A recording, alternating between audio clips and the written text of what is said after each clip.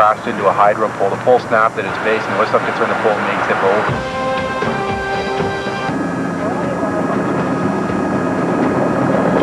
Live from the new RO, News 6 Ottawa, with James Hendricks, Leanne Lang, and the News 6 team.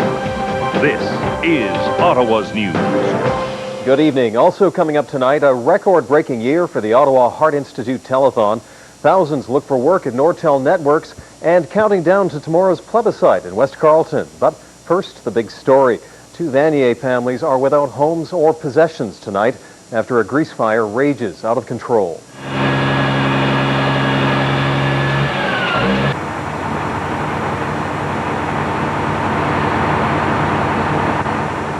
The daughter come running down, busted open our door and said, "You got to get out, there's a fire." She sent my 3 kids into panic, and I got them out, got my pets out, and made my husband go back in and get my old cat. Thank God my daughter lives close, because that's where we headed with the 3 kids, the dogs and everything. Well, apparently the occupant on the 2nd floor was cooking French fries. The grease exploded, got away from him, and set fire initially to the stove and then the kitchen cupboards, and then it extended pretty quickly to the whole apartment.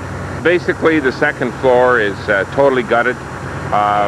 1st floor and basement apartments have water and smoke damage, so the building basically will not be inhabitable for a couple of days. Everybody upstairs has lost everything. They had some insurance, and my sister, who is Randine Gallinger, has no insurance and has lost everything. Fire officials say the fire started at about 7:30 and it took 25 firefighters about 40 minutes to knock it down. Damage is now estimated at about $75,000 and the investigation is continuing. Also under investigation tonight, the case of an unattended baby. The toddler was apparently left sleeping in a car in Mechanicsville for about a half an hour yesterday. The father was inside an electronics shop at the time. Ottawa Carleton Regional Police were called in when a passing motorist saw the sleeping baby in the back seat. No charges have been laid as of now, and the baby remains in the father's custody, but the Children's Aid Society has been called in. And in the West End tonight, it was lights out for area residents after a car smashed into a hydro pole. See, for a second, I thought, oh my God. The collision happening at about 6:30 tonight, causing a transformer explosion and loss of power for about 5 city blocks. Right now, there's a number of blackouts in the region as a result of this, with transformers blowing. We actually had 1 accident as a result of this, with the power being out of Prince of Wales and Baseline. That's been taken care of. And right now, we're just pinning up little messes that may have happened with interrupted power. Power was restored to the area within the hour. Meanwhile, the driver was taken to hospital with minor injuries, but his dog, the only other occupant, had to wait for hydro crews to inspect the pole before he could be taken away. Police say alcohol was not a factor in the crash and no charges have been laid at this time, but the investigation continues. Also continuing tonight, speculation on the future of the CFL in the capital. More on that story. Here's the new RO's Leanne Lang. Leanne? Well, thanks, James. CFL President Jeff Giles will be in town tomorrow morning to kick off a campaign to bring a franchise back to Ottawa. We hit the streets tonight to get your impressions on this upcoming venture.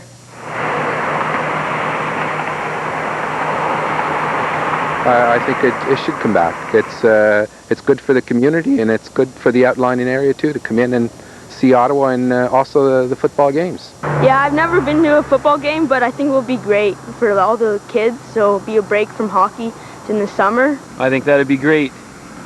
It's a great game. CFL is obviously a Canadian game, and we certainly need a team here in the nation's capital. Well, I think it'll give the youth a lot more focus in sport, and that's only going to get more of them outside and being healthier instead of being hooked on computers all day long and stuff like that. I think Lansdowne Park needs some more activity, and I'd certainly buy tickets. I know my friends would.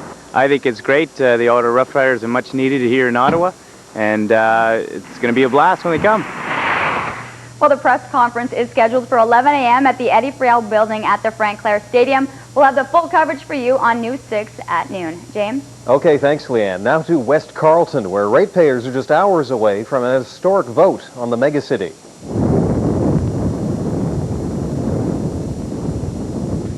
Most of the region will be combined into the new city of Ottawa as of January 2001. But in a plebiscite tomorrow, voters in Fitzroy and Torbleton will get a chance to decide whether to join in. I'm going to vote to stay with the City of Ottawa. Okay, why is that? Because they want to pull CARP out of this the township, and this is where all our facilities are located. So the rest of the township has nothing but the township office. So there's no reason to leave. Everything belongs to the city.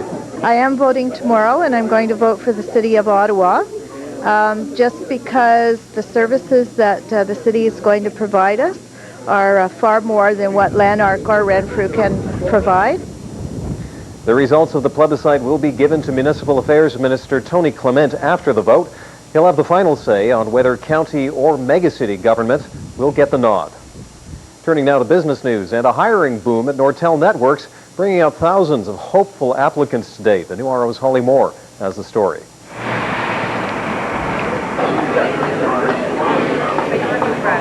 I graduated from a computer technical course at Herzing College just a few weeks ago, and basically some friends of mine just called me and said, hey, there's a job fair.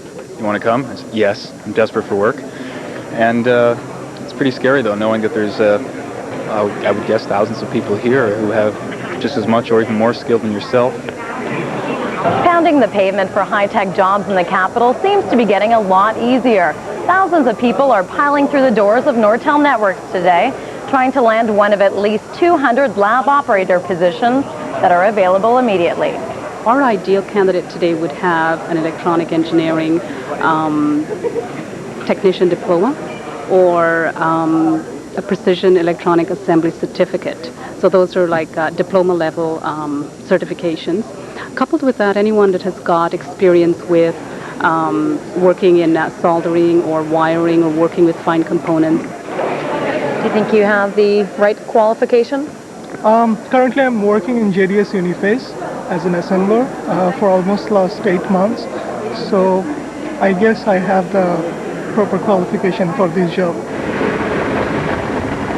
Many of the people that are hired through this job fair today will be working at this new laser fabrication plant in Canada, which opens up in July. When this plant is fully operational, Nortel expects to increase their capacity of optical technology production by more than 600%, which could mean $10 billion in annual business and potentially more jobs in the region. It's particularly exciting because we're the leaders in optical networking, and that business is just taking off explosively. We've got customer demand all over the place, and we've made a commitment to meet that customer demand. Holly Moore, News 6 Ottawa. Meanwhile, this weekend's Heart Institute telethon comes to a successful conclusion as 11th hour donations push the total to record highs.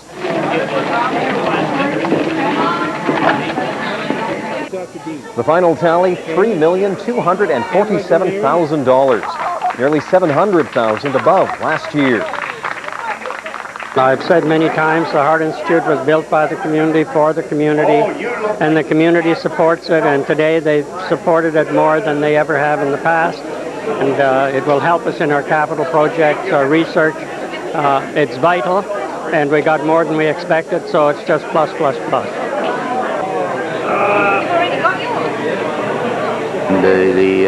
The money we get, it's going to help so much. I have been helping. It will help an awful lot of people in this area. Not only in Ottawa, a lot of people from out of town come in here. And we're the greatest institute in the world. And many more patients will be seeing this year's tally being put to good use. The Heart Institute sees over 38,000 outpatients every year. Considerably fewer people on the roads, though, this Sunday night. Let's take a live look at how the streets of the region are doing right now. We'll go to the live view of the Queensway at the Vanier Parkway, the MTO camera giving this video image, and as you can see, we have pretty light volume, although for a Sunday night, not too bad. OPP say that we don't have any accidents to tell you about or bottlenecks. Excellent road conditions, of course, with the lovely weather giving us lots of bare pavement. And as we look at the region of Ottawa Carleton CityCam network, also looking pretty pacific. That mess at Meadowlands and Fisher has been cleared away, and no other accidents to report at this hour. Still to come tonight on News 6 World News, and a close call on the California runway.